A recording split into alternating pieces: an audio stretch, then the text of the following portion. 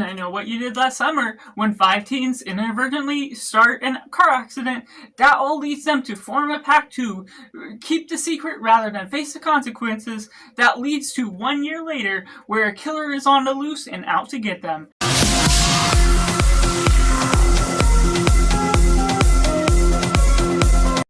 Welcome Cinema, where we focus on the film. I'm Joss, this is Simply Cinema. Let me know down in the comments below what you thought of the I Know What You Did Last Summer requel. Was it good? Was it bad? Or somewhere right in the middle? How does it ultimately compare to what you've seen in the originals that we've done? I'll be having a ranking on this fairly soon, so look out for that just as well. But taking it right in a positive, I Know What You Did Last Summer is a requel that's a reboot sequel that becomes interesting by the own britches that it works itself up to be. It creates some legacy to where we're following up with, and having watched this franchise for the first time leading up to this, I didn't watch the trailer to this, so there's a lot of surprises to the legacy characters returning within this. From the first I Know What You Did Last Summer and I Still Know, the generalities of this film has a good working point to go about, with some interesting caveats to the character motivations of the past, but also a brand new cast that really delivers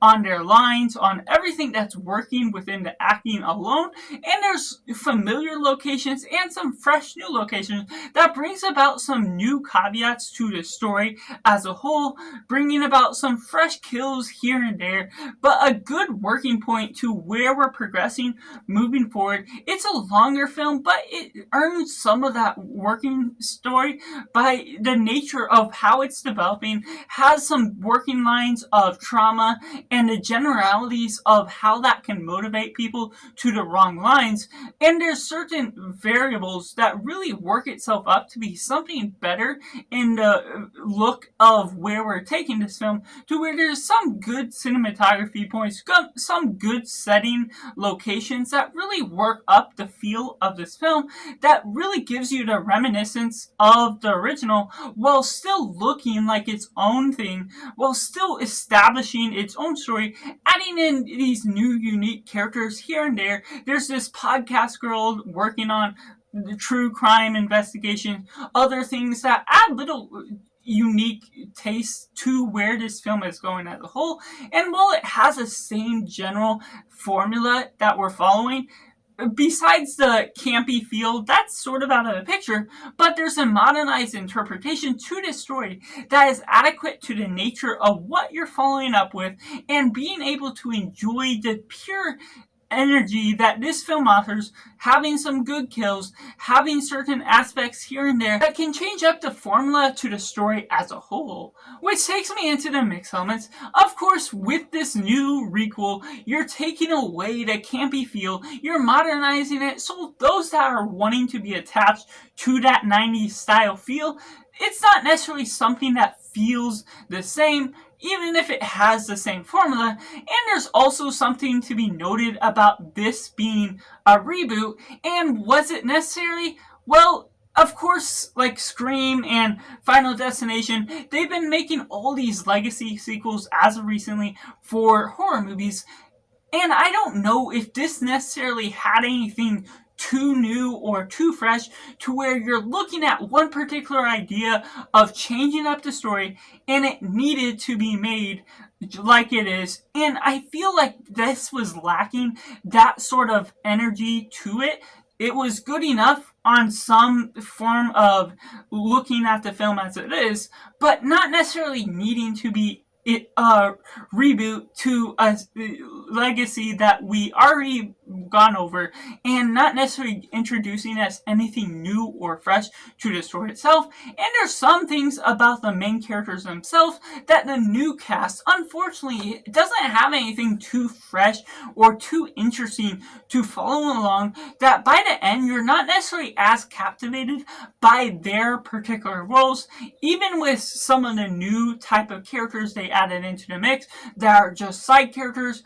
They just have a brief sort of intermission with them within the story. They don't last all the way to the end. So the way you're following about can bring about some questions for some people. Some people may really enjoy the atmosphere. If you're just going in for some kills, not thinking about the story too hard, or just looking for a general reaction for this being a new horror movie, it could deliver on some front to people just wanting to go see a movie, wanting to love the legacy of what we brought out of the originals that this franchise has to offer.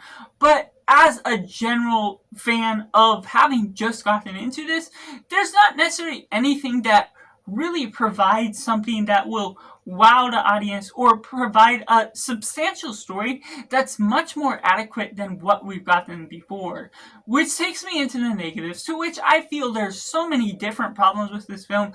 The different motivations can be questionable, things you have to think back upon once you find out who the killer is.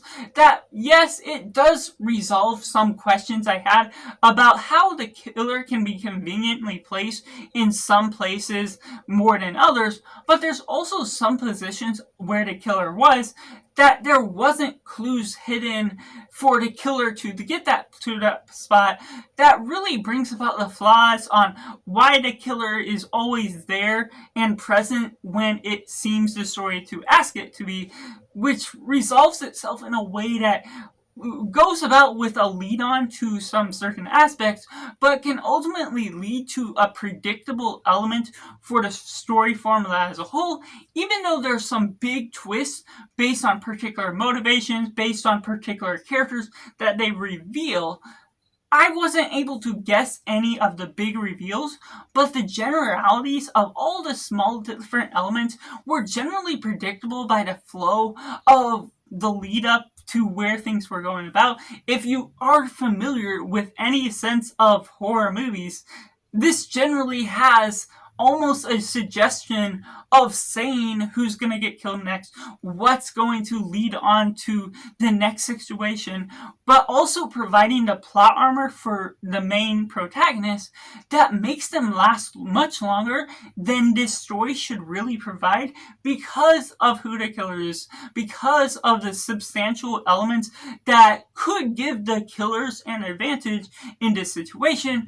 But alas, of course, it's a story that's trying to do some caveats within its situation, leading on to nuances of the characters of the story that makes it last a bit longer. So while there is some of the intrigue that gets me invested into finding out who the killers are, finding out how it all comes to an end, all of that will ultimately be lost within some of the rewatch to the film if I go about to rewatch it soon, because of all of the mysterious element is something that you'll just be able to catch a lot easier, and therefore a lot of the problems will pop up a lot more evidently. And while there's a basis on the element of trauma that me personally, I love the study of psychology, the generalities of trauma doesn't go much deeper than the core knowledge of what trauma is. And so there could have been so much more done that didn't need to be explained on screen in a way that would still be more evident toward providing some motivations that are more clear, more substantial, to where even with the big twist that shows what all is going on in the background of who you suspected the killer to be, there's just ultimately some certain sacrifices that are unfortunately made for where they were making decisions with this franchise that ultimately doesn't turn out in the best situation. It'll provide some good talking points for sure, but it's a controversial note that I'm not feeling comfortable with the nature of what choices they made and why it ultimately doesn't get explained well enough within the basis of not explaining trauma. It feels just very dry within its note when it could have been much deeper explained, much more elemented for the nature of how you're going about its dialogue, properly monologuing a villain story. And some of that can really interpret the story in a wrongdoing.